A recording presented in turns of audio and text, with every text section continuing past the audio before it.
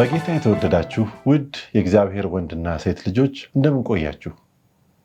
ይህ በየሳምንቱ ወደ እናንተ የሚመጣው የሰንበት ትምህርት ክፍለ ጊዜያችን ነው፣ በሆፕ ቻናል ኢትዮጵያ ብቻ። ይህ ፕሮግራማችን የመጽሐፍ ቅዱስ ክፍሎችን የምናጠናበት ነው። ምናልባት ለመጀመሪያ ጊዜ ይህንን እያያችሁ ካላችሁ መጽሐፍ ቅዱሶቻችሁን ካሉበት ፈልጋችሁ አብራችሁን ጆይን እንድታደርጉን አብረን እንድናጠና ልናደፋፍራችሁ እንወዳለን። 6ኛ ሳምንት ላይ ደርሰናል። የፊልጵስዩስ እና የቆላስይስ መልእክትን አብረን እያጠናን ዋና ርዕሳችን ደግሞ ሰማይና ምድርን ማስታረቅ በሚል ከኔ ጋር ልቱን ላስተዋውቃችሁና ወደ ዛሬው ክፍል እንገባለን። ዛሬ ፊልጵስዩስ ምዕራፍ 3ን እንጀምራለን። ከዛ በፊት ከኔ ጋር ልቱን ላስተዋውቃችሁ ወንድም ምስጋናው ክብረት፣ እህት ምንትዋብ ሰብለወርቅ፣ በረከት ደሳለኝ አብሮኝ ይገኛሉ። እንኳን ደህና መጣችሁ በድጋሚ ለማለት እወዳለሁ። እኔም በረከት ፈለቀ ከስቱዲዮ ባለሙያዎች ጋር በመሆን አብራችሁን ቆዩ በማለት ወደ ውይይታችን እንገባለን። መግቢያ ጥቅሱን እናነባዋለን። መግቢያ ጥቅሱ የሚገኘው ፊልጵስዩስ ምዕራፍ 3 ቁጥር 10 ላይ ነው። ፊልጵስዩስ ምዕራፍ 3 ቁጥር 10 ላይ ይህንን አብረን እናነባለን። ከዛ በኋላ ወንድማችን በረከት ጸሎት ያደርግልናል። እርሱንና የትንሣኤውን ኃይል እንዳውቅ በመከራውም እንድካፈል ወደ ሙታንም ትንሣኤ ልደርስ ቢሆንልኝ በሞቱ እንድመስለው እመኛለሁ። እንጸልይ። ጌታችን መድኃኒታችን ሆይ በጌታችን በኢየሱስ ስም እጅግ አድርገን እናመሰግናለን። ክብር ሁሉ ላንተ ይሁን። ጌታ ሆይ የተባረከውን ቃልህን ከማርና ጌታ ሆይ ከወተት ይልቅ ለአፋችን የሚጣፍጠውን ቃልህን ሰማይና ምድርን ደግፎ ያዘውን የእኛንም ሕይወት ለዘላለም የሚያጸናውን ጌታ ሆይ እንደገና ከማይጠፋ ዘር የተወለድንበትን ይህንን ቃል እግዚአብሔር አምላክ ሆይ እንድናጠና ስለሰጠህን ዕድል በጌታ በኢየሱስ ስም እናመሰግናለን። ከቃልህ ዓይኖቻችንን ከፍተህ ታምራትን እንድታሳየን በቃል ላይ ያለው ጌታ ሆይ ዘላለማዊ ብርሃን እንዲያበራልን አቤቱ ጌታ ሆይ በመንፈስ ቅዱስ አማካኝነት የተደበቀውን ጠሊቁን ጌታ ሆይ ያንተን በቃል ውስጥ ያለውን ጌታ ሆይ ውድ ዕንቁ እንድናገኘው በመንፈስ እንድትተረጉምልን ሁሉን እንድታበራራልንና እንድታበራልን በኢየሱስ ክርስቶስ ስም እንለምንሃለን። አሜን። እግዚአብሔር ይባርክህ። ቀደም ብለን እንዳልነው በ6ኛው ሳምንት በዛሬው ክፍል ያድነን ዘንድ በኢየሱስ ብቻ መታመን በሚል ርዕስ ነው የምንመለከተው። መታመኛችን ምን ይሆን ዛሬ ወንድሞችና እህቶች? በተለይ ደግሞ ለመዳን፣ በተለይ ለመልካም ነገር፣ ለዘላለማዊ ነገር ስናስብ መታመኛችን ምንድን ነው? ምን ላይ ነው እምነታችን የተመሰረተው? ምናልባት በራሳችን ስራ ይሆን? ምናልባት በጽድቃችን በመልካምነታችን ይሆን? በቤተ ክርስቲያንስ በምናደርጋቸው የተለያዩ መልካም ነገሮች ይሆን? ጳውሎስ በአንድ ወቅት እንደዛ ያስብ ነበር። ያንን የተናገረበትን ታሪክ አብረን እንመለከታለን። ፊልጵስዩስ ምዕራፍ 3 ጋር እንምጣና ከቁጥር 1 ጀምሮ አብረን እያነበብን በዛ ውስጥ ያለውን ሐሳብ እንመለከታለን። ፊልጵስዩስ ምዕራፍ 3 ቁጥር 1 ጀምሮ በምናነብበት ጊዜ በጣም የታወቀ ሌላ ቦታ በጣም የምናውቀውን ጥቅስ ጳውሎስ ይጠቅሳል። ብዙ ጊዜ በጌታ ደስ ይበላችሁ የሚለው ጥቅስ የቱ ጋር ነው የሚጠቀሰው? ፊልጵስዩስ ምዕራፍ 4 ቁጥር 4 ነው የታወቀ። ደግሜ እምላለሁ ደስ ይበላችሁ። እዚህ ጋርም ጳውሎስ ገና ሲጀምር ምን ብሏል? በቀረውስ ብሎ ወንድሞቼ ሆይ በጌታ ደስ ይበላችሁ። የደስታው ነገር ስለ ደስታው ትንሽ እናውራ እስቲ። ይህን እንደዚህ አይነት ደስታ እንድናገኝ እንዴት እንሆን? ምንድነውስ ምክንያቶቻችን? እንመልከታቸው። እሺ፣ ጥቅሶቹን እዛው ላይ ያለውን ብናነበው ራሱ ያብራራዋል። እዛው ፊልጵስዩስ ምዕራፍ 3 ከቁጥር 1 እስከ 3 ያለውን አነባለሁኝ። በቀረውስ ወንድሞች ሆይ በጌታ ደስ ይበላችሁ። ስለ አንድ ነገር መልሼ ልጽፍላችሁ እኔን አይታክተኝም፣ ለእናንተ ግን ደህና ነው። ከውሾች ተጠበቁ፣ ከክፎችም ሰራተኞች ተጠበቁ፣ ከሐሰተኞችም መገረዝ ተጠበቁ። እኛ በመንፈስ እግዚአብሔርን የምናመልክ በክርስቶስ ኢየሱስ የምንመካ በስጋ የማንታመን እኛ የተገረዝን ነንና ይላልና ጳውሎስ በጌታ ደስ ይበላችሁ ይላልና በሌላ ነገር አይደለም፣ በኢየሱስ በመታመን በጌታ ብቻ ደስ ይበላችሁ እያለ ደጋግሞ ይጠቅሳል። ምክንያቱም ብዙ ነገሮች በዓለም ስንኖር የሚከበን ነገር አለ፣ የሚያጋጥመን ነገር አለ።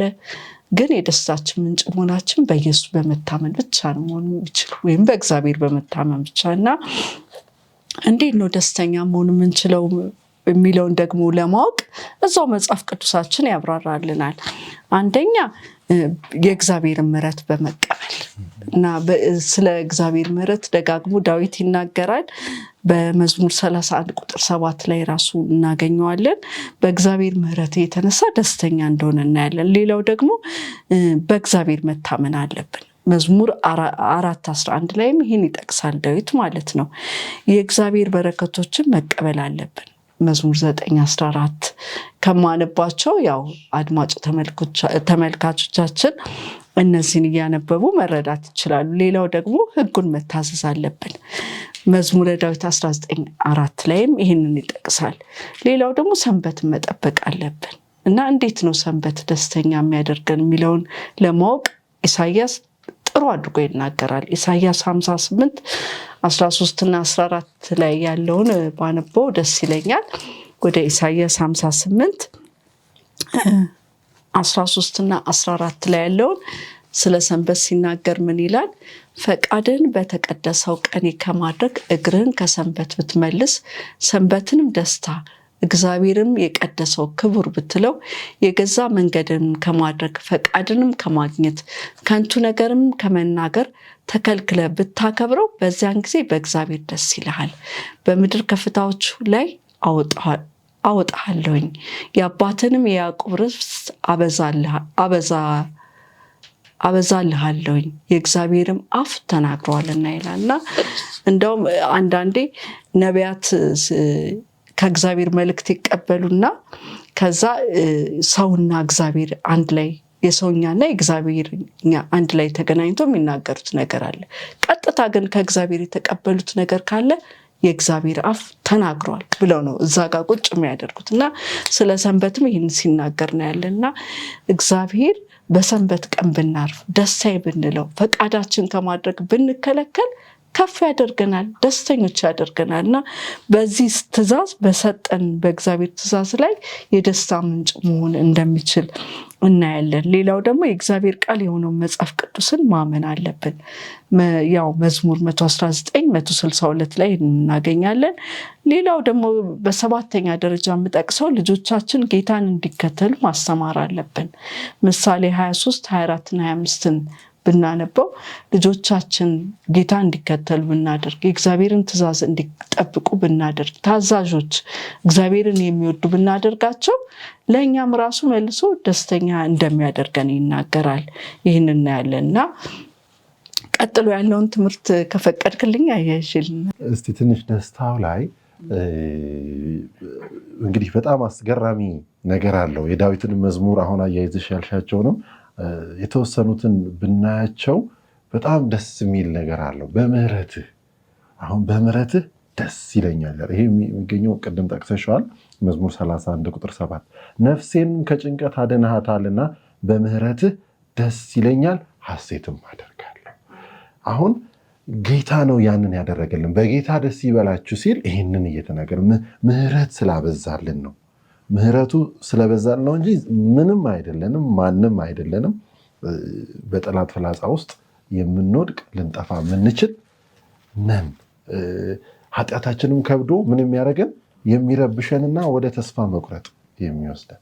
ዳዊት ሌላ ቦታ ላይ ነፍሴን አስጨነቋት፣ በቃ ዛቻን ዛቱባት እያለ የሚናገረው ነገር አለ። በቃ አምላክሽ አያድንሽም፣ በቃ ጠፋ እያለ በጣም ያንን የጭንቀት ሁኔታ ይገልጻል። በእርግጥ ትንቢት ነው፣ ወደፊት የሚናገረው ሀሳብ አለ፣ ግን የራሱም ኤክስፒሪየንስ እዛ ውስጥ አለ እና ይሄ ይቅርታን ማግኘት ምህረትን ማግኘት ከጌታ ምን ያክል ደስ የሚያሰኝ ነገር እንደሆነ እና በኢየሱስ አማካኝነት ያ ስለሆነልን ልንደሰት ይገባናል።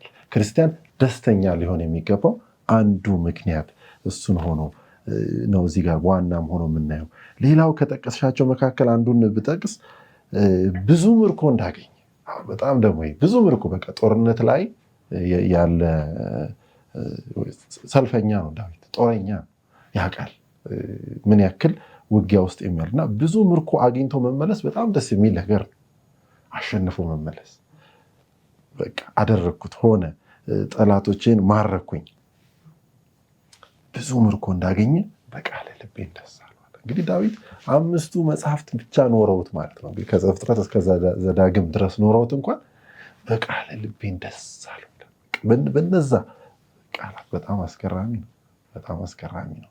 እና ቃሉን ስናነብ ምን ያክል ደስተኞች ነን። ለልባችን ሲንቆረቆር የእግዚአብሔር ድምፅ በልባችን ውስጥ ለስላሳ ድምፁ ሲገባ ሲነግረን ምን ያክል እንደሰታለን። ይሄ ራሱ የደስታችን ምንጭ ሊሆን ይገባዋል። ምን ያክል ደስተኞች ነን የሚለው ራሳችንን ልንጠይቅ ይገባናል። ምናልባት ደስታው ላይ ማለት ደስታን የሚያመጡ ብዙ ምክንያቶች ይኖራሉ እና እዚህ ላይ የተገለጸው ደስታ በሁኔታዎች የተመሰረተ አንዴ ታይቶ የሚጠፋ አይነት ደስታ አይደለም።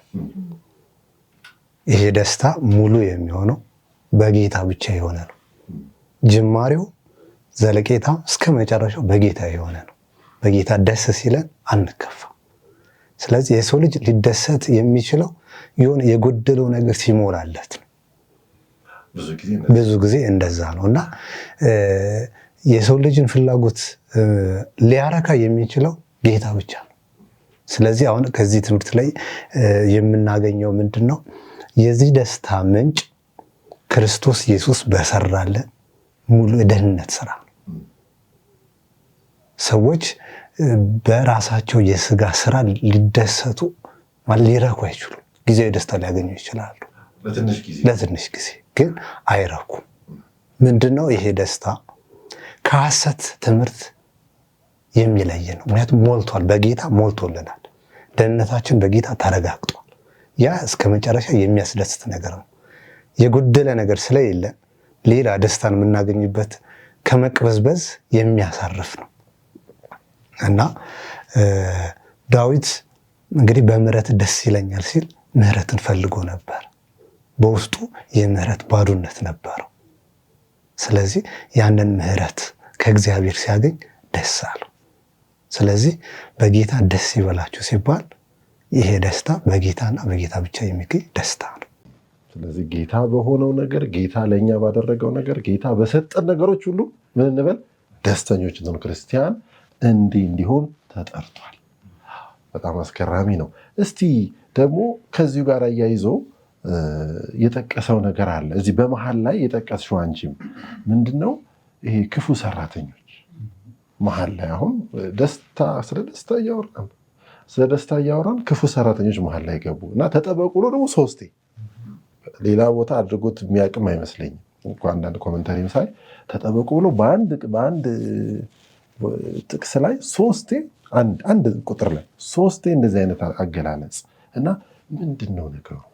ምንድነው ለእነዚህ ሰዎች ክፉ ሰራተኞች የተባሉት? እና አሁን ከምንነጋገረው ነጥብ ጋር የሚያያዝበትን ነገር እስቲ አብረን እንመልከተው። እዛው ከፊልጵስዩስ 3:2 ጀምሮ ከውሾች ተጠበቁ ይላል። አንደኛ፣ ሁለተኛ ከክፉ ሰራተኞች ተጠበቁ፣ ከሐሰተኛ መገረዝ ተጠበቁ። 3 ጊዜ ሲደግም እናያለን ይህን ነገር ማለት ነው። የተለያየ ሐሳብ ይመስላል፣ ግን አንድ አይነት ሐሳብ ነው እዚህ ጋር የሚናገረው ጳውሎስ ማለት ነው። ከዛ ቁጥር 3 ላይ ምን ይላል? እኛ በመንፈስ እግዚአብሔርን የምናመልክ በክርስቶስ ኢየሱስ የምንመካ በስጋም የማንታመን እኛ የተገረዝን ነን ይላል እና ጳውሎስ እዚህ ጋር በጣም እንደውም ትንሽ ጠንከር ሲያደርገው ከውሾች ተጠበቁ ይላልና ለምን ያሰተ እነዚህን ውሾች እንዳላቸው ስናነብ ከመጽሐፍ ቅዱሳችን የምናገኘው ነገር አለ። ሐሰተኛ አስተማሪዎችን ለመናገር ነው ይሄን ያለው።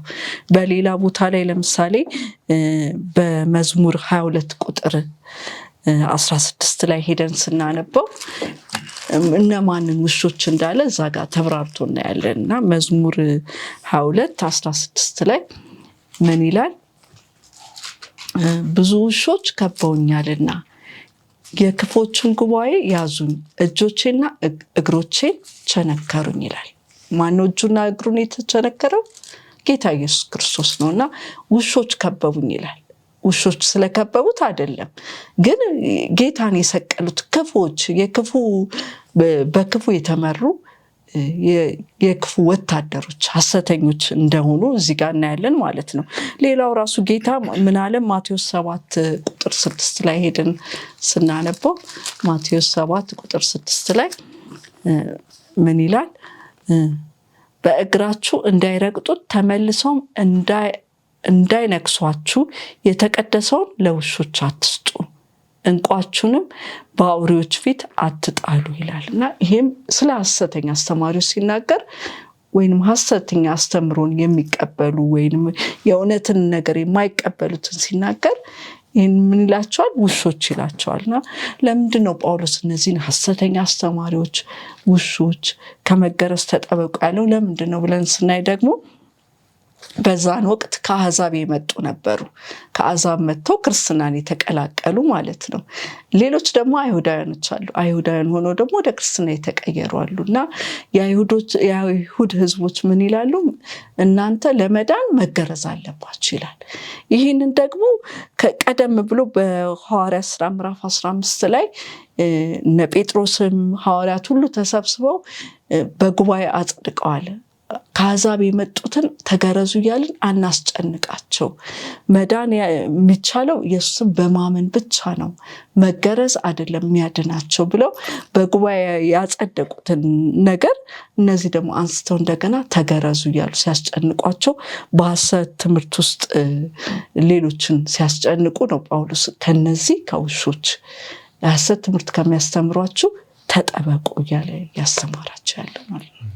እግዚአብሔር ይባርክሽ። እንግዲህ ደስታን የሚቀማ ነገር በዛ ትምህርት ውስጥ አለ ነው አይደል? ደስታን የሚቀማ በጌታ መታመንን የሚቀማ እንግዲህ ዛሬ ርዕሳችን ያድነን ዘንድ በኢየሱስ ብቻ መታመን የሚለውን ጳውሎስ ሊያሳይ ወይም ሊሆን የሚገባቸውን ሰዎች እውነተኛ ክርስቲያን ሊሆን የሚገባውን ነገር የሚቀማ ነገር እንዳለ ፍንጭ እየሰጠ በጣም አሁን ሀሳቡን ስታነሳው ይሄኛው ደስታ ከምዕራፍ 4 ጋር ካለው ደስታ ጋር የሚገናኝ አይመስልም እና ምዕራፍ 4 ላይ ምንድነው ይጨነቃሉ፣ የሚያሳስባቸው ነገር አለ፣ እሱም በጌታ ጣሉት ነው እና አእምሮን የሚያልፍ የእግዚአብሔር ሰላም አለ፣ ከማንኛውም ሁከት አእምሯቸውን ይጠብቃል።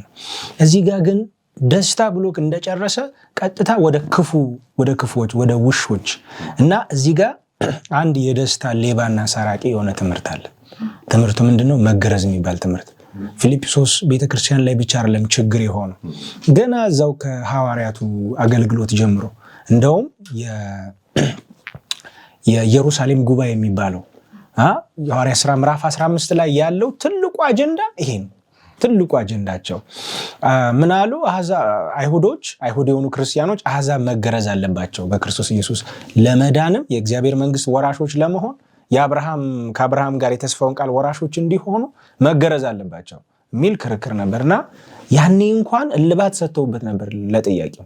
ተገረዙም አልተገረዙም ብለው ውሳኔ ሰጥተው በክርስቶስ ኢየሱስ ማመን ለመዳን ብቸኛው መንገድ እንደሆነ ተናግረው እያለ ግን ትምህርቱ እስከዚህ ጊዜ ድረስ መጥተው ነበርና ትምህርቱ የመጣው ደግሞ በእነዚህ ክፉ ውሾች በሚላቸው ማለት ነውና ገላትያ ምዕራፍ 1 ላይ እንዲህ አይነት ተመሳሳይ ችግር በገላትያ ቤተክርስቲያን ላይ ስለነበረ እንደዚህ ያላቸው ቁጥር 6 ላይ በክርስቶስ ጸጋ እናንተን ከጠራችሁ ከእርሱ ወደ ልዩ ወንጌል እንዲፈጥናችሁ እንዴት እንዳለፋችሁ እደነቃለሁ። እርሱ ግን ሌላ ወንጌል አይደለም የሚያናውጣችሁ የክርስቶስንም ወንጌል ሊያጣምሙ የሚወዱ አንዳንዶች አሉ እንጂ። ነገር ግን እኛ ብንሆን ወይም ከሰማይ መልአክ ከሰበክንላችሁ ወንጌል የሚለይ ወንጌልን ቢሰብክላችሁ የተረገመ ይሁን። ይሄ እርጉም ትምህርት ነው። ሙሉ በገላትያ ያለውን ሐሳቡን ስናየው በኢየሱስ በማመን አስተማሯቸው ሌሎች አስተማሪዎች ሾልከው ገብተው መገረዝ አለባችሁ፣ ስርዓት መጠበቅ አለባችሁ ሲሏቸው የነ ጳውሎስን ትምህርት ሙሉ በሙሉ ትተው ነው እንደገና ወደዛ የመጀመሪያ ስርዓት የተመለሱትና ከዛ ምን አላቸው? እንዴት ፈጥናችሁ ወደዚህ በመሄዳችሁ እደነቃለሁ። እንደውም ምን አለ? የሚያስጨንቃችሁ ይቆረጥ አላቸው። ምንድነው? ተቆረጡ፣ ተገረዙ እያሉ ነው የሚያሰቃዩአቸውና ይህስ የስቃይ ትምህርት ነው። በክርስቶስ ኢየሱስ ያለውን ነፃነታችሁን ሊሰልሉ የመጡ ሾልከ የገቡ አስተማሪዎች ነው የሚለው። በክርስቶስ ኢየሱስ ያላቸውን ነፃነት እንዳያጣጠሙት፣ በጌታ ሁል ጊዜ እንዳይደሰቱ፣ በማዳኑ እንዳይደሰቱ፣ ጌታ እግዚአብሔር በክርስቶስ ኢየሱስ ባደረገላቸው መዳን እንዳያርፉ ሾልኮ የገቡ አስጨናቂ ትምህርት ነው። አስጨናቂ ትምህርት ነው። ለዛ ነው የሚያስጨንቋቸው ይቆረጡ ያለውና እነዚህ ክፉሾች ምንድነው የሚሉት? ተገረዙ ነው። ለዛ ምን አለ? እኛ በስጋ ማንታመን ማለት ተገረዙ እያሉ የሚያስጨንቁ እንደሆኑ ትንሽ ፍንጭ ይሰጣል ማለት ነው።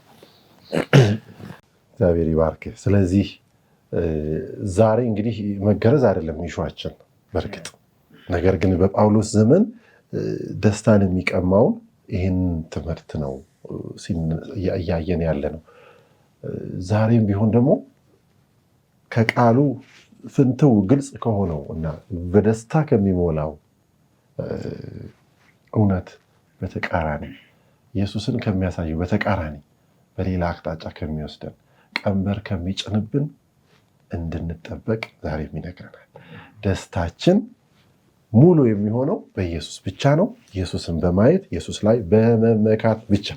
ይሄ እንግዲህ ዛሬው ትምህርታችን ዋና ነው ብዬ አስባለሁና ጳውሎስ ስለ መመካት እያወራ ትንሽ ግን ወደኋላ ተመለሰና መናገር ጀመረ። ስለ ራሱ ነገሮችን መናገር ጀመረና እንደው መገረዝ ከመመካት ጋር ስለሚያያዝ ነው አያይዞ ይህን ነገር የሚናገረው። ምክንያቱም እኔ እኮ ተገርዣለሁ፣ እኔ እኮ የተገረዝኩ ነኝ፣ በቃ ሌላውን ደግሞ ያልተገረዘ የሚለው አገላለጽ በጣም የሁለት መንግስት ዜጋ ስለሚያስመስል ነውና ጳውሎስ ምን ይላል? ሌላ ሰው ማንም ቢሆን በስጋ የሚታመንበት እንዳለ ቢመስለው፣ ይህን ማነበው ከቁጥር 4 ላይ ነው።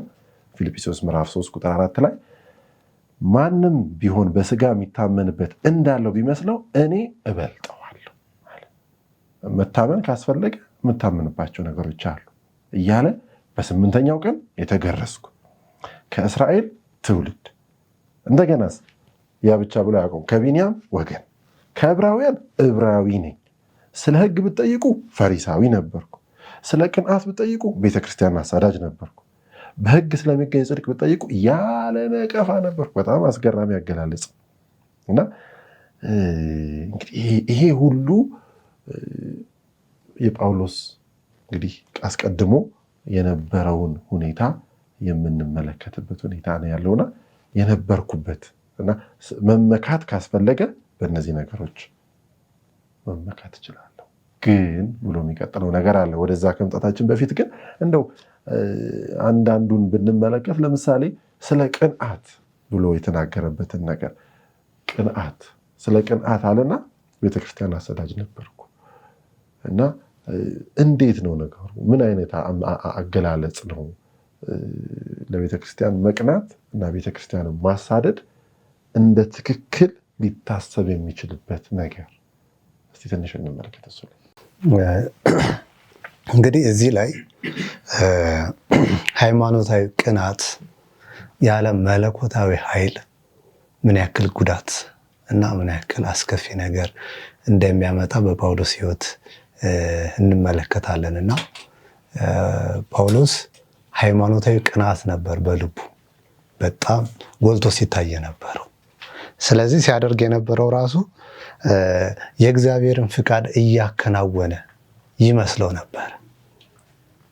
ምንድነው? ሃይማኖታዊ ቅናት ብቻ ስለሆነ መለኮታዊ ኃይል ስለሌለው፣ መለኮታዊ እውቀት ስለሌለው ማለት ነው። እና ምንድነው ይሄ የኦሪትን ሕግ የማስጠበቅ ቅናት። ቁጥር 5 ምንድነው የሚለው?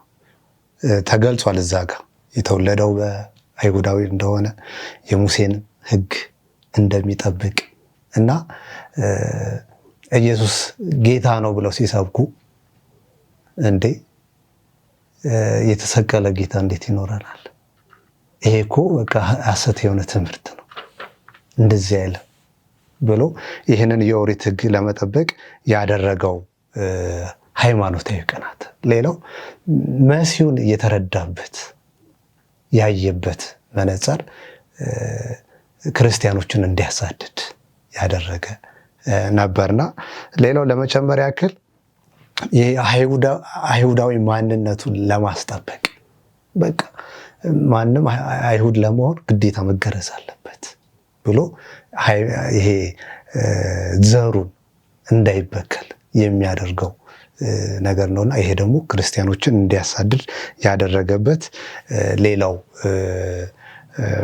ሃይማኖታዊ ቅናት ነው ማለት ነው። ሌላው ምንድነው? መብትን እንጂ ክርስቶስን አያሳይም ነበር። መብቱን ብቻ ነበር። የሱ መብት ምንድነው? ማሳደድ። እነዛ የተሳዳዶቹ መብት ምንድነው ብሎ አለማወቅ፣ በአእምሮ የመዘገበው የፈሪሳውያን ትምህርት በቃ በህግ መጽደቅ ብቻ፣ በህግ ስራ፣ በስጋ ስራ ብቻ ታምኖ እንትን ማድረግና ይሄንን አላደረግም። ከዚህ ምንድነው የምንማረው ስንል እንግዲህ ይሄ ሃይማኖታዊ ቅናት ወይ ማለት ይሄ ቅናት በመለኮታዊ እውቀት ካልታገሰ፣ በመንፈስ ቅዱስ ካልታገሰ፣ በቃሉ ካልታነጸ ምንም አይነት ልብ ንጹህ ቢሆን የሚደረገው ተግባሩ ነገር ምንም መልካም ነገር እንደማያመጣ ያሳየናል ማለት ነውና ሌላው ጳውሎስ ከዛ ከነበረበት እግዚአብሔርን ወደ ማገልገል አስቡት፣ የአሳዳጅ የሆነው ማንነቱ ተቀይሮ ለክርስቶስ እሱ ራሱ ተሳዳጅ የሆነበት ወንጌልን እስከ ጥግ ድረስ የሰበከበት ይህንን ማንነት እግዚአብሔር መቀየር እንደሚችል እዚህ ላይ ትምህርት እናገኛለን። ምንድነው እነሱ የሚመኩበትን ነገር እየዘረዘረም ያለው አንደኛ አሁን ከዛ በታች የሚላቸው ነገር አለ። ዲሞ ሊመታው ነው ሀሳቡ እና ከፍ አድርጎ እየሰቀላቸው ነው። እነሱ ቀናተኛ ነን ብለው የሚመኩበት አለ። ቀናተኛ የሚባል ቡድን አለ ሲጀምር በእስራኤል ምንድነው ከሮማውያን ቀኝ ግዛት ዘራቸውን ለማውጣት አንዳንዶቹ በዋሻ ራቅ ባለ ቡድን ይዘው በጣም የተደራጀ ኃይል ሁሉ አላቸው። አንዳንዶቹ እዛው ናቸው፣ ሽፍታ የሚባሉ ናቸው። ስለ ቅናት፣ ስለ ሃይማኖት መቅናት፣ ስለ ሃይማኖትም ሆነ ስለ አይሁድ ወገን፣ ስለ ነፃነትም ሆነ ትቀናላችሁ፣ እኔ እበልጣችኋለሁ፣ እኔም ቅናት አለኝ። ብትቀኑ ከኔ ይልቅ አትቀኑም። ጥጉ እስከምን ነበር? ቤተክርስቲያን እስከ ማሳደድ እስከ መግደል ድረስ ነበር የሚለውን ያሳያል። ከዛ ደግሞ የሚመኩበት በዘራቸው ነው። ዕብራዊ አሕዛብ ወይስ አይሁዳዊ ወይ ዕብራዊ? ከዕብራዊም ዕብራዊ ነኝ። እዛ ውስጥ ነው ደግሞ ይከፋፈላሉ። የእንትና ነገድ የተመረጠው ነገር ነው ደግሞ ካላቸው። ስለዚህ እነሱ የሚመኩበትን ሁሉ እኔ የምመካበታለሁ። ያው ወደ አንድ ነገር እየወሰዳቸው ነው፣ ወደ አንድ ሀሳብ እየወሰደው እና እዚህ ጋር ግን ትንሽ ሊያሳይ የፈለገው ምንም ያክል የምትመኩበት ቢኖር እኔ እበልጣችኋለሁ፣ እናንተ የምትመኩበትን ሁሉ እኔ እበልጣችኋለሁ፣ እኔ የምመካበታለሁ አይነት ሀሳብ አለው። እግዚአብሔር ይባርክ። እንግዲህ ጳውሎስ የቀድሞ ታሪኩን እየተናገረ ነው ያለው። አሁን ሊያመጣ ያለው በጣም ድንቅ የሆነ ኃይለ ቃል ያለው ንግግር አለ። ለጳውሎስ እነዚህ ነገሮች መልካም ናቸው ግን ብሎ ሊቀጥል ነው። ከአፍታ ቆይታ በኋላ ስንመለስ በዚህ ሀሳብ ላይ እንወያያለን። አብራችሁ ቆዩ።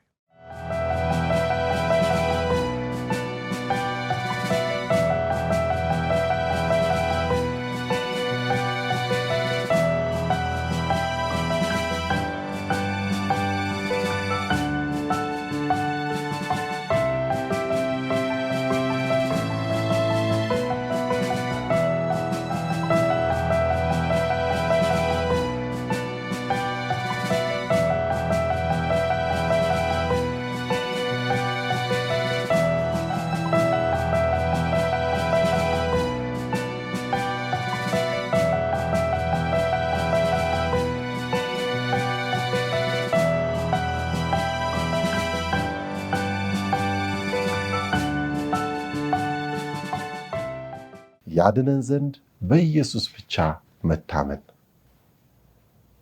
ጳውሎስ ስለመመካት እየተናገረ ነው። ትምክህት ስለሚያደርጉባቸው ነገሮች፣ በዛ ዘመን የነበሩ አይሁዳውያን ስለሚታመኑባቸው ነገሮች እየተናገረ ነው ያለው። ነገር ግን በዛ ሁሉ ውስጥ እኔ ኳሊፋይድ ነኝ፣ በዛ ሁሉ ውስጥ በሚገባ አሟልቻለሁኝ እያለ ነው።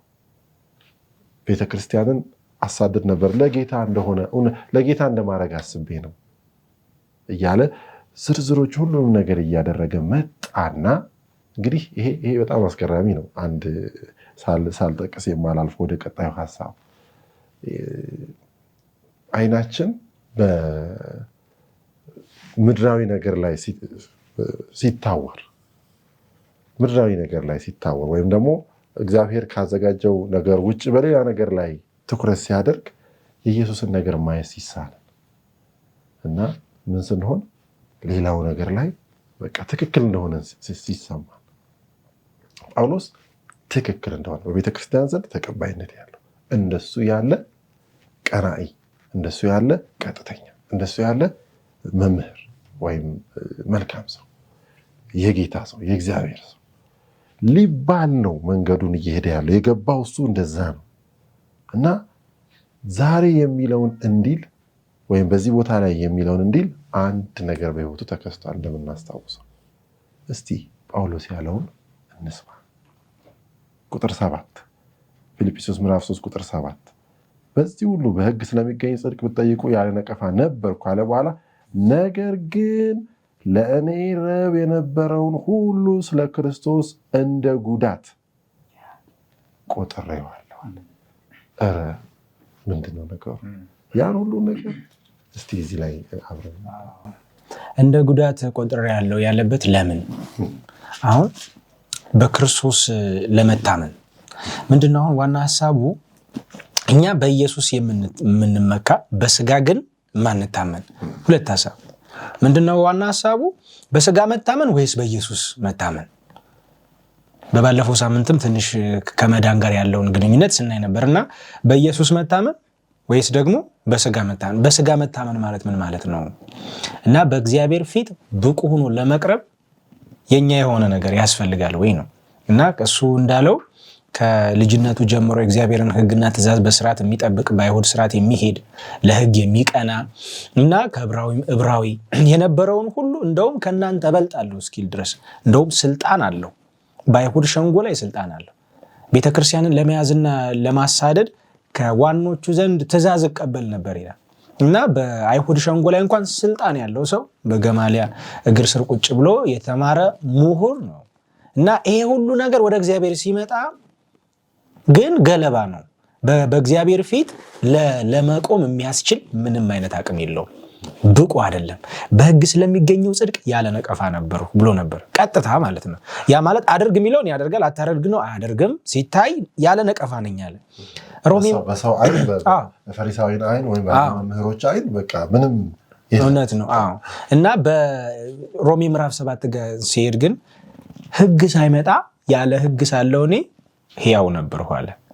ሕግን እየጠበቀ ያው ሕግ ሳይመጣ የሚል ትንሽ የሚወሳሰብ ነገር ይናገራል። ግን ሕግ ሲመጣ ግን እኔ ሞትኩ ኃጢአትም ሕያው ሆነ። ሁለት ሕግ ያለ ሕግና ሕግ ሲመጣ የሚለው ሐሳብ ማለት እና ያለ ሕግ እያለሁ የሚለው ይሄው የሕጉን ጽድቅ እፈጽማለሁ ብሎ የሚያስብበትን ነው። ግን ሌላ እይታ ሲያይ ከሕጉ ደግሞ እንደገና ሌላ እይታ ሲያገኝ ለካ ያ ሁሉ ጽድቁ ባዶ እንደሆነ ነው ያየው። እና የተረዳው ነገር ምንድነው? ስጋ አያስመካም። ለምሳሌ ስጋ አንዱን ፈጽሞ ሌላውን መፈጸም አይችልም፣ ሁሉን አይፈጽምም ሳይሆን የፈጸመውን አንዱን ያ ነገር ራሱ የተበከለ ነው፣ ብቁ አይደለም። የስጋ ክፋትም የስጋ ኃጢአትም የስጋ መልካም ነገርም አንድ ነው። የስጋ መልካምና የስጋ ኃጢአት ምንም ልዩነት የለውም። ስጋ የእግዚአብሔርን ሕግ ጠበቅኩ እያለ እንኳን በግብር የማይፈጸም ከሆነ አልፈጸመም፣ የሚደረግ መልካም ነገር ከሆነም እያደረገ እንኳን ያው ስጋ ለእግዚአብሔር መግዛት ተስኖታል አይልም። በስጋ የሆኑት ደግሞ እግዚአብሔርን ደስ ሊያሰኙት አይችሉም ስለተባለ በፍጹም በእግዚአብሔር ፊት ብቁ የሚሆን ነገር ሊቀርብ አይችልም ማለት ነው። ለዛ ምን አለ በገላትያ ምዕራፍ 2 ቁጥር 21 ላይ የክርስቶስን ጸጋ አልጥልም። ለምን? ጽድቅ በሕግ ቢሆንስ ክርስቶስ በከንቱ ሞተ ማለት ነው። ስለዚህ በስጋ ለመደገፍ ለመታመን ምንም የሚያበቃ ነገር የለውም። እና ስጋ የሚያስመካ ቢሆንማ ይኸው ብሎ የምመካበት ብዙ ነገር ነበረኝ አለ። ነገር ግን አፈረሰው እንዳለ ዘርዝሮ ክቦ ማለት ነው። ራሱንም ባይዘዌ የሰዎቹንም ምልከታ ነው ከፍ ያደረገው። ከዛ ይንደዋል። ከክርስቶስ የሚገኘውን የእግዚአብሔርን ጽድቅ ለመያዝ የራሴን ጽድቅ መጣል ተገድጃለሁ ማለት ነው። የሆነልኝ ጽድቅ በእግዚአብሔር ፊት የተቆጠረልኝ ጽድቅ ከሕግ የሚገኘው ጽድቅ ሳይሆን በእግዚአብሔር ፊት የተቆጠረው ጽድቅ ምንድነው? በክርስቶስ ኢየሱስ የሆነው እና ያንን ለማግኘት የራሴን ጣልሁ ነው የሚል። እንጨምረን እናንብበው። አሁን ሐሳብን ትቀጥላለህ። አሁን በእውነት ከሁሉ ስለሚበልጥ ስለ ክርስቶስ ኢየሱስ ስለ ጌታዬ እውቀት ነገር ሁሉ ጉዳት እንዲሆን እቆጥራለሁ። ስለ እርሱ ሁሉን ተጎዳው፣ ክርስቶስንም አገኝ ዘንድ በክርስቶስም በማመን ያለው ጽድቅ ማለትም በእምነት ከእግዚአብሔር ዘንድ ያለው ጽድቅ እንጂ ከሕግ ለእኔ ያለው ጽድቅ ሳይሆንልኝ በእርሱ እገኝ ዘንድ ሁሉን እንደ ጉድፍ እቆጥራለሁ። እርሱንና የትንሣኤውን ኃይል እንዳውቅ በመከራውም እንድካፈል ወደ ሙታን ትንሣኤም ልደርስ ቢሆንልኝ በሞቱ እንድመስለው እመኛለሁ። አሁን ምንድን ነው ከቀደመው ጀግንነቱ ጳውሎስን ለማጽደቅ እግዚአብሔር የተዋሰው ምንም ነገር የለም።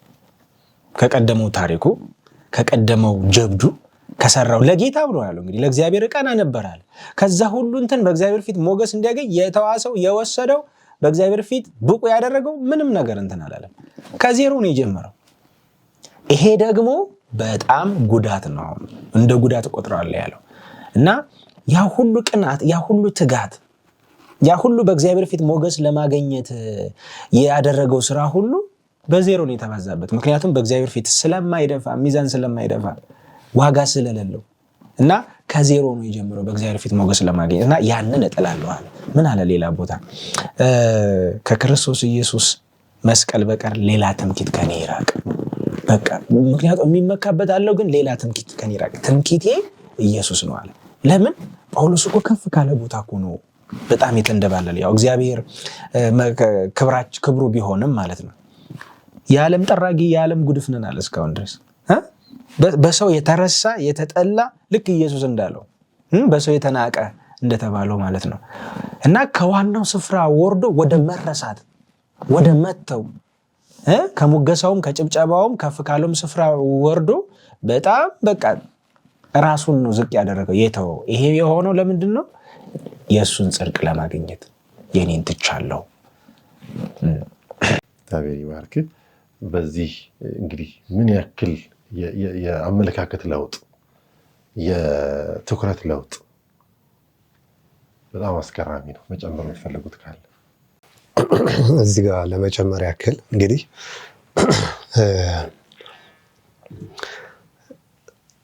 ጳውሎስ ኢየሱስን ካገኘ በኋላ የኢየሱስ ከሆነ በኋላ መጀመሪያ የኢየሱስ እንዴት ሆነ? እኛ ራሱ የኢየሱስ እንዴት ሆነን ስንል በኤፌሶን ምዕራፍ 1:4 ላይ አለ። ይሄ መመረጥ ምን ይላል? ዓለም ሳይፈጠር በእርሱ ተመርጠናል።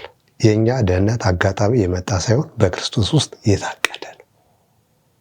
ስለዚህ የሚያስመርጠን የሆነ የታየልን ነገር ምንም የለም። ክርስቶስ እራሱ ነው የመረጠን። እንግዲህ ጳውሎስ እንዴት እንደተመረጠ የመረጠው ደግሞ እውነተኛ የሚያስመካ እንደሆነ እንገነዘባለን። ሌላው ጽድቅን መለዋወጥን የሚያጸድቀን ንጹህ የሚያደርገን በአብ ፊት እንድንታይ የሚያደርገን ኢየሱስ ክርስቶስ ነው።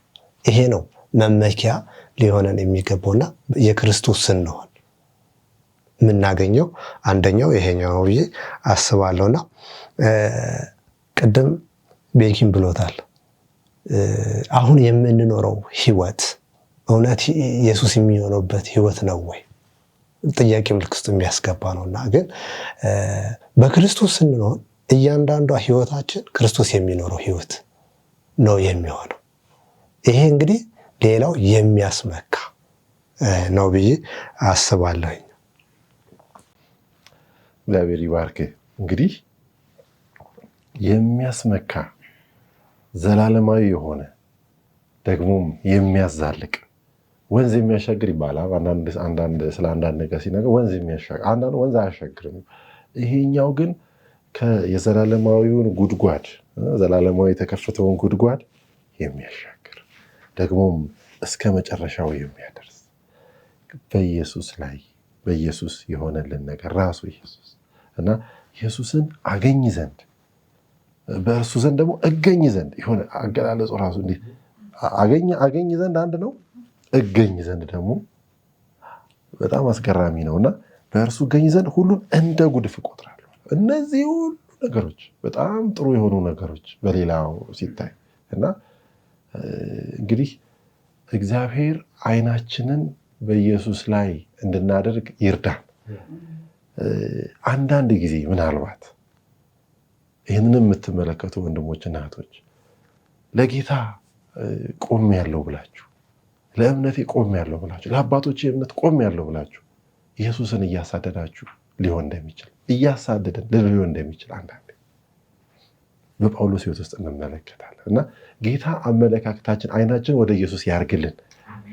ኢየሱስን እንዴ ለካ ሳሳደ የነበረው እሱን ነው እንዴ እስኪባል ቅርፊቱ እስኪወድቅ ድረስ ያ ምናልባት በእኛም ሕይወት ውስጥ ሆኖ ከሆነ ያለፈ ሊሆን ይችላል። አዎ ምናልባት ደግሞ በዛ አይነት ኤክስፒሪየንስ ውስጥ እያለፋችሁ ያላችሁ ወንድሞች እናቶችም ካላችሁ ጥሪ ላደርግ እፈልጋለሁኝ። ጌታ ለምን ታሳድደኛለህ? ለምን ታሳድደኛለህ? ለምን እኔን አታየኝም? የሚል ጥሪን ዛሬም ያቀርባል። ኢየሱስን እንድናይ ይጠራናል። እስቲ ሌላኛውን አቅጣጫ ተመልከት። አንዱን ብቻ እያየህ አትሂድ። ወደ ጥናታችን እንመለስ። የጳውሎስ እንግዲህ መመካት እንዲሆነና ከዛ ደግሞ ግቡ ሲለወጥም እንመለከታለን። ቅድም በደንብ አልነካንም። ከቁጥር 10 ጀምሮ የእሱ ግብ ተለወጠ። ምን ሆነ? ግቡ ምንድን ነው? የጳውሎስ ግብና ለእኛስ ዛሬ ያለውን ነገር በጣም የሚገርመው ነገር ጳውሎስ በፊት ኢየሱስን ሳያገኘው አያለው ብሎ ነበረ። ዮሐንስ ምዕራፍ 9 ላይ አንድ ታሪክ አለ። ከመወለዱ ጀምሮ አይነ ስውር የነበረ ግን ጌታ መጣና ኢየሱስ ክርስቶስ ራሱ አይኑ እንደከፈተለት እናያለንና አያለው የሚሉ እንዳያዩ የሚያዩ ደግሞ እንዲታወሩ እኔ መጣሁ ብሎ ራሱ ጌታ ይናገራልና ጳውሎስም በፊት አያለው ብሎ የሚናገረው የነበረው ልክ ደማስቆ ላይ ግን ራሱ ጌታ ኢየሱስ ሲገናኘው እንደታወረ እናያለንና እንደማይገባው ከዛ በኋላ ነው ኢየሱስን ማየት የጀመረው ያወቀው ማለት ነውና ይህንን ህይወቱን ለኛ ሲያካፍል ምን ይላል? ግቡ መሆን ያለበት ኢየሱስን ማወቅ። ጳውሎስ ግን ኢየሱስን ማወቅ ለኛም ደግሞ ኢየሱስን እንድናውቅ ይነግረናልና እዛው ወደ ፊልጵስዩስ ስንሄድ ምዕራፍ 3 ፊልጵስዩስ 3 ከ10 ጀምሮ እስከ 16 ያለውን ስናነበው ጳውሎስ እንደዚህ ይላል። እርሱንና የትንሣኤውን ኃይል እንዳውቅ በመከራው እንድካፈል ወደ ሙታን ትንሣኤ ልደርስ ቢሆንልኝ በሞቱ እንድመስለው እመኛለሁ። አሁን እንዳገኘው ወይም አሁን ፍጹም እንደሆንኩ አይደለም፣ ነገር ግን ስለ እርሱ በክርስቶስ ኢየሱስ የታዘዝኩበትን ያንን ደግሞ እይዛለሁ ብዬ እፈጥናለሁኝ። ወንድሞች ሆይ እኔ ገና እንዳልያዝኩት እቆጥራለሁ። ነገር ግን አንድ ነገር አደርጋለሁ፣ በኋላ ያለውን እየረሳሁ በፊቴ ያለውን ለመያዝ እዘረጋለሁኝ። በክርስቶስ ኢየሱስ ከፍ ከፍ ያለውን የእግዚአብሔርን መጠራት ዋጋ እንዳገኝ ምልክትን እፈጥናለሁ። እንግዲህ ፍጹማን የሆንን ሁላችን ይህንን እናስብ። በአንዳች ነገርም ልዩ ሐሳብ ቢኖራችሁ እግዚአብሔር ይህንን ደግሞ ይገልጥላችኋል። ሆኖም በደረስንበት በዚያ እንመላለስ ይላልና የሚገርም ነው። ይህን ያህል ጳውሎስ መቼም ኢየሱስን አውቆታል። ስንት መጽሐፍ ነው የጻፈው? ወደ 14 ካልተሳሳትኩኝ መጽሐፎችን የጳውሎስ መልእክት እያለን እናገኛለን። የአሕዛብ ሐዋርያ የሆነው ጳውሎስ ግን ገና እንዳላወቅኩት እቆጥራለሁ ይላል እዚህ ጋር ማለት ነው። እና እሱን ለማወቅ እጥራለሁኝ እና ባወቅንበት ደግሞ እንመላለስ በዛው ባገኘንበት ይላልና አሁንም ኢየሱስን ማወቅ ይፈልጋልና በጣም አስፈላጊ ነገር እንደሆነ ገብቶታል ጳውሎስ እና እኛን የሚጋብዘን ይበልጥ ኢየሱስን እንድናውቀው።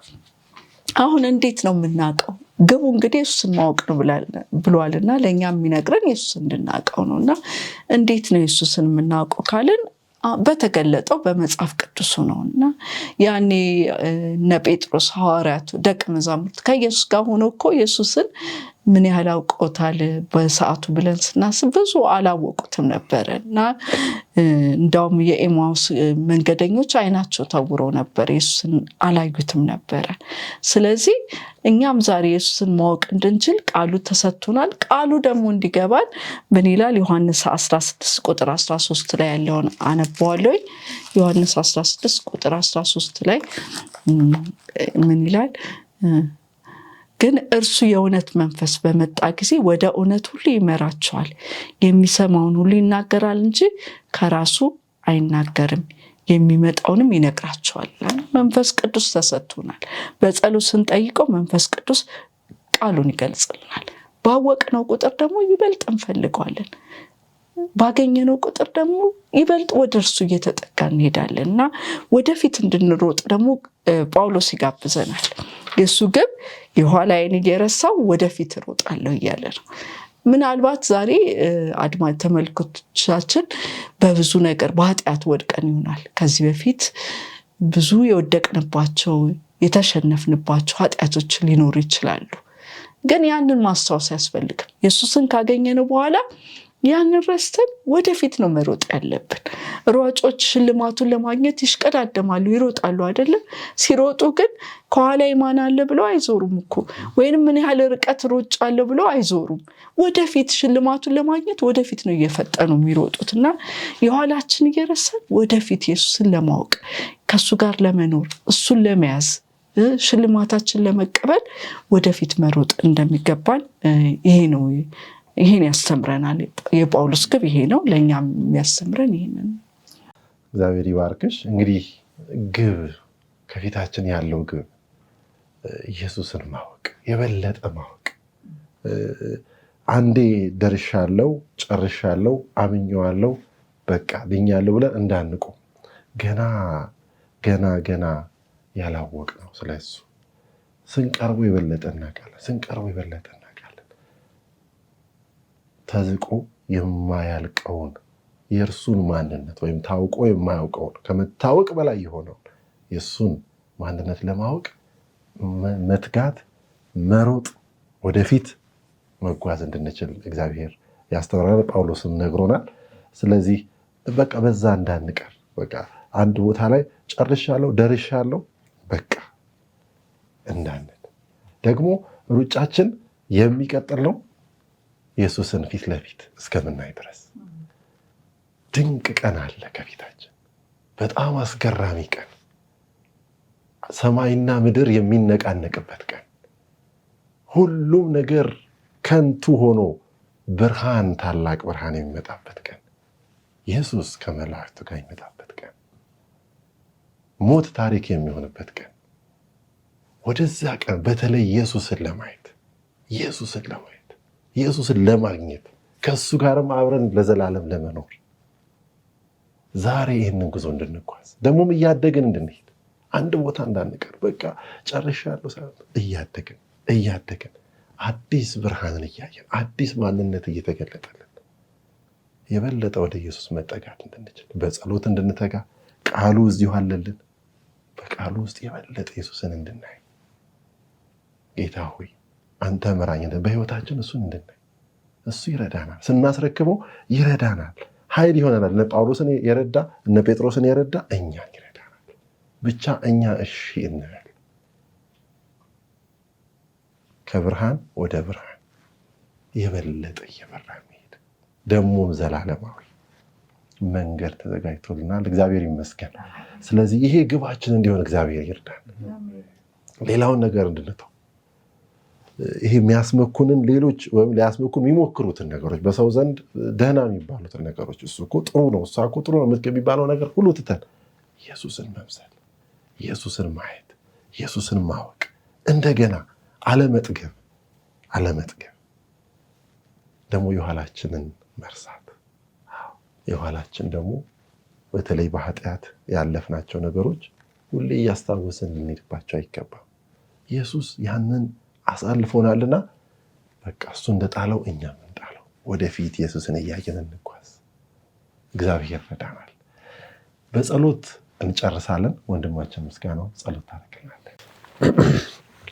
እንጸልይ። በከበረው ዙፋንህ ለዘላለም ነግሰህ የምትኖር እግዚአብሔር አምላካችን ስላደረክልን እጅግ መልካም ነገር በክርስቶስ ኢየሱስ ክብርና ምስጋና ላንተ ይሁን። ጌታ ሆይ በውይይታችን አንተ ስለረዳህን፣ ጌታ ሆይ በቃልህ ድንቅን ነገር እንድናይ ስለረዳህን እናመሰግናለን። ጌታ ሆይ በዚህ ቃል ደግሞ እስከ መጨረሻው ጸንተን ጌታ ሆይ ያን ትልቅ ሽልማት እስክንቀበል የኋላችንን እየረሳን ወደፊት እንደ ጳውሎስ መጓዝ መሮጥ እንድንችል ተረዳን ዘንድ ለምንሃለን። በነገር ሁሉ አንተ ከፍ በል፣ ስለ ስምህ ስትል አሜን። እግዚአብሔር ይባርካችሁ። በሰባተኛው ሳምንት እስከምንገናኝ ድረስ ደህና ሁኑ። ተባረኩ።